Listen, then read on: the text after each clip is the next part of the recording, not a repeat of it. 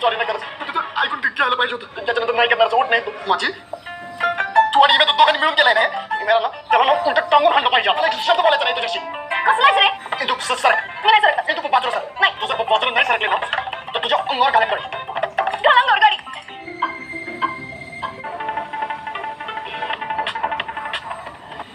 तू मला घर सोडायला का नाही माहिती? दिग्रसकरांचा वारसा आपल्या दोघांना पुढे न्यायचा म्हणून मला एक स्वप्न पडलं. इंद्रायणी, तू जर हे घर सोडून गेलीस तर दिग्रसकरांच्या घराचा पाया चुकाटासारखं होईल. तू हे घर सोडता कामा नाही बाळा. म्हणजे तू काळजी नको करू. नंतर मी असं कधीच नाही वाटत. आले मात्र इंद्रायणी आणि पुंडलिक महाराजांच्या स्पर्धेविषयी बोल.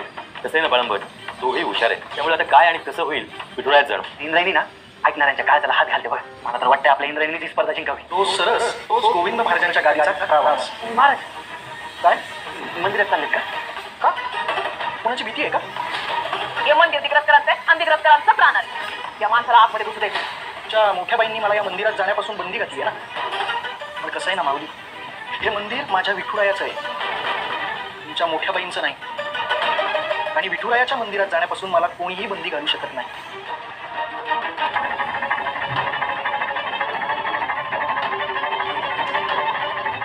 विठुरायाच्या भक्तीत आतून बाहेरून नाहून निघालेला सच्चा वारकरीच कळस ठरतो. त्याच्या टाळ मृदुंगाच्या नादानं मंदिराचा कळसही हलतो. पण असे चमत्कार पात्र असलेल्या माणसाबरोबरच घडतात. परंपरा असलेली गादी सांभाळणं हे काही येऱ्या गबाळ्याचं काम नाही. रामकृष्ण हरी.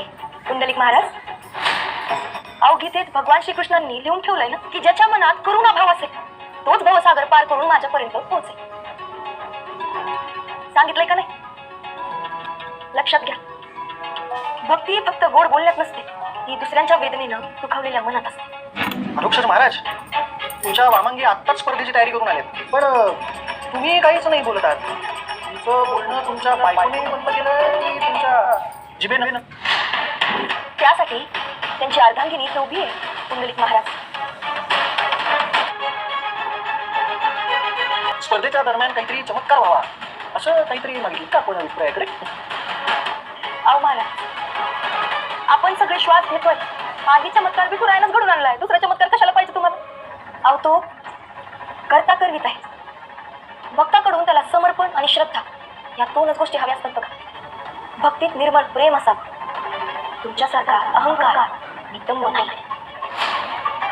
कीर्तन स्पर्धाच ठरवेल दिग्रसकरांच्या गादीचा वारस कोण असेल. आजचं कीर्तन हे माझं नाही तर आपलं असेल. ताल तुझा सूर माझा.